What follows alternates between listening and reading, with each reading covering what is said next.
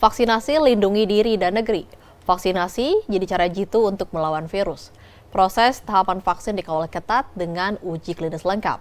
Hasilnya, tubuh akan menghasilkan antibodi untuk melawan virus. Lindungi masyarakat dari ancaman virus. Pesan ini disampaikan oleh Kementerian Komunikasi dan Informatika Republik Indonesia.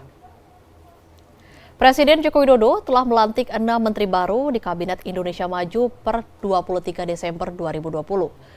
Direktur Eksekutif Indobarometer Muhammad Kodari menilai reshuffle yang dilakukan Jokowi kali ini merupakan reshuffle terbaik dari yang sebelumnya.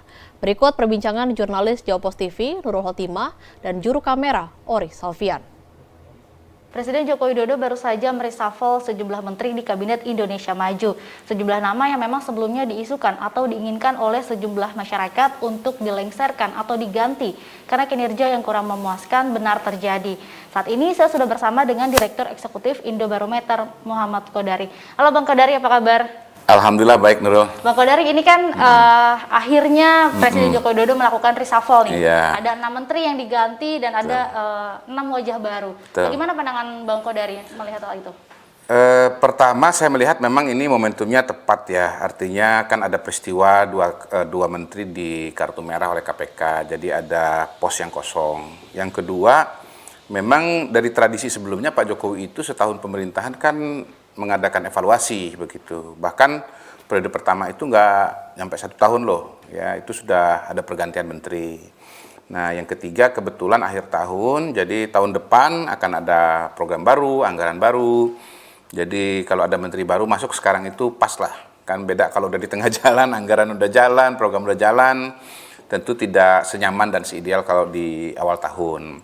Itu yang pertama. Yang kedua, hemat saya sebetulnya reshuffle kali ini merupakan reshuffle terbaik Pak Jokowi ya, the best reshuffle ever menurut saya. Yang kedua, menurut saya yang dicari oleh Pak Jokowi juga adalah keberpihakan. Dalam kasus ini ada 2 nama, pertama Pak Lutfi, kedua Yakut Khalil Qomas. Nah, keberpihakan apa?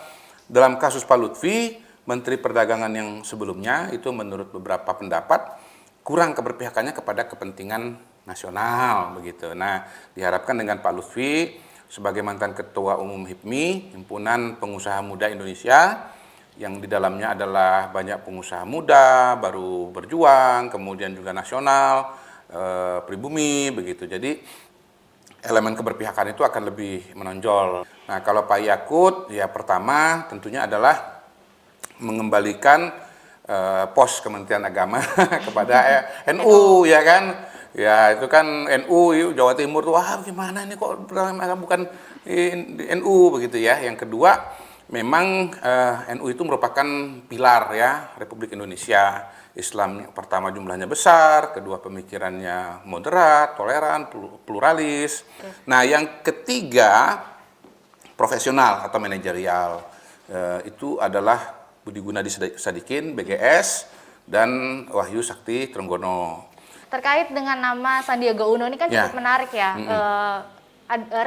Dulunya rival di Pilpres 2019, akhirnya masuk ke jajaran Kabinet Indonesia Maju gitu. Ada 2 nama, Prabowo dan Sandi sekarang jadi menterinya Presiden Jokowi. Seperti masyarakat menilai seperti nyoblos 1 dapat 2. Ini gimana nih Bang pendapatnya? Ya mungkin itulah uniknya Indonesia ya. Beli 1 dapat 2 begitu ya. Walaupun kemudian bertahap. Saya kira begini, kabinet itu kalau dalam pemerintahan kita punya beberapa fungsi. Pertama adalah fungsi manajerial, fungsi manajemen. Pak Jokowi ini ibaratnya CEO ya, Indonesia Incorporated gitu. Untuk melaksanakan program-program pembangunan, visi misinya dia ya, kemudian aspirasi rakyat, mandat dari rakyat itu memerlukan para direktur-direktur, garis miring menteri-menteri begitu. Nah, dalam melaksanakan tersebut ditunjuklah menteri-menteri yang yang memiliki kompetensi, memiliki kelebihan.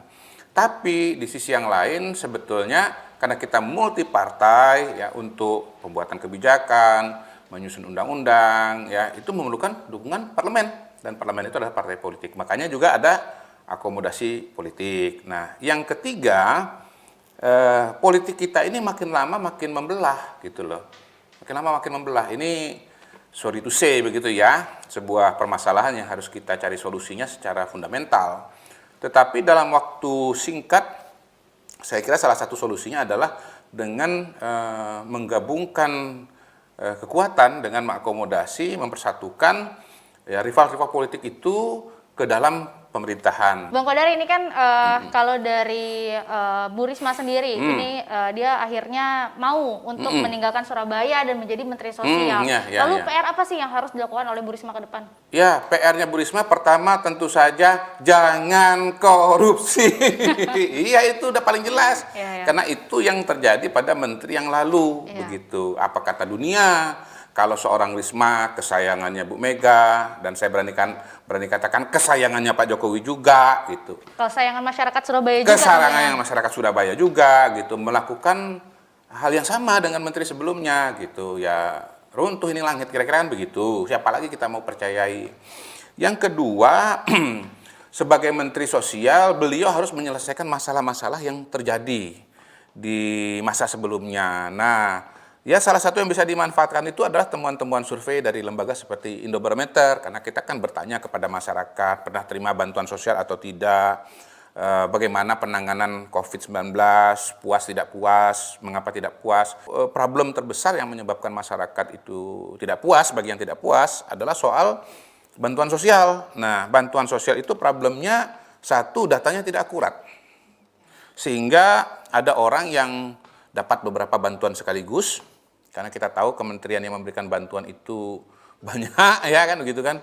Dan kemudian yang ngasih bantuan juga itu berlapis, ada bantuan dari pusat, ada bantuan dari provinsi, dan bahkan juga bagi yang mampu ya, bantuan dari kabupaten kota begitu. Kalau PAD-nya cukup, APBD-nya cukup, itu bantuan dari pemerintah kabupaten kota. Tapi karena datanya nggak akurat, ada juga yang nggak kebagian sama sekali. Kan kasihan gitu loh, padahal situasi dan kondisinya ya sama-sama membutuhkan. Nah, Bu Risma sebagai wali kota itu tahu persis problem di lapangan gitu loh. Karena ujung tombak dari pemerintahan kita ini ya, itu sebetulnya ya bupati wali kota itu ngurus permasalahan hari-hari lah. Ya, anak nggak bisa sekolah, kehilangan pekerjaan, nggak bisa makan, dan seterusnya, itu paham. Oke, kalau pandangan Indobarometer sendiri nih Bang, terkait dengan peta politik di Indonesia, khususnya 2024 nanti. Ini kan melihat Prabowo Sandi dan juga Jokowi Ma'ruf akhirnya menjadi satu di pemerintahan. Gimana nih peta politiknya nanti? Menurut saya juga tergantung dinamika politik ke depan, karena yang namanya popularitas itu, elektabilitas itu juga dia naik turun. Karena popularitas, elektabilitas itu sebetulnya kan opini ya. Sekarang banyak kepala daerah yang elektabilitasnya, popularitasnya itu mengalami kenaikan. Ya ada Ganjar, ada Ridwan Kamil, ada nama-nama yang lain begitu. Nah, apakah kemudian misalnya dengan adanya Bu Risma masuk dalam kabinet, Sandi Uno masuk dalam kabinet, Bu Risma yang tadinya kecil jadi tinggi, Sandi Uno yang tadinya lumayan jadi tinggi, itu kembali kepada masyarakat dan kinerja dari menteri-menteri itu sendiri. Bukan mustahil kalau dianggap oleh publik nggak bunyi, nggak perform, kayak Pak Sandi yang tadinya lumayan malah jadi melorot, kan begitu. Bisa terjadi itu. Oke, baik. Terima kasih Bang Kodari atas waktunya untuk berbincang dengan Jopos TV. Semoga menteri-menteri baru di Kabinet Indonesia Maju bisa amanah dan lebih baik lagi ya Bang ya. Amin. Yang penting jangan sampai terjadi kasus korupsi lagi lah. Kasihan Pak Jokowi, kasihan Pak Prabowo, kasihan Bu Mega, dan kasihan masyarakat Indonesia. Oke, baik. Terima kasih Pak Bang Kodari. Ya, baik pemirsa, demikian perbincangan saya dengan Direktur Eksekutif Indobarometer Muhammad Kodari. Dari Jakarta, Nurul Khotimah.